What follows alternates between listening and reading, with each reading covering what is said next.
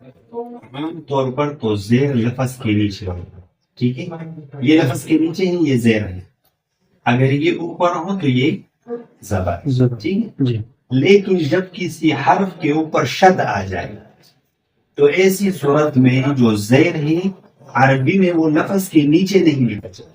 ٹھیک ہے، عربی میں وہ جو زیر ہے شد کے نیچے لکھا ہے۔ تو بعض لوگ اس میں غلطی کرتے ہیں، وہ یہ سمجھتے ہیں کہ یہ تو زبر ہے، یعنی قرآن میں بھی آپ نے دیکھا ہوگا تو اس کو پڑھتے ہیں شرل، حالانکہ یہ زبر نہیں ہے، یہ زیر ہے۔ عربی میں اگر کسی حرف کے اوپر شد ہو تو وہاں پر زیر شد کے نیچے ہو، ٹھیک ہے، تو اگر اس طرح ہو تو یہ زیر ہو، اگر شد کے اوپر ہو تو پھر یہ زبر، ٹھیک ہے۔ عام لفظ جب حرف کے اوپر شد نہ ہو تو پھر تو زیر حرف کے نیچے ہوتا ہے، لیکن اگر شد ہو تو شد کی صورت میں جب ہم کسی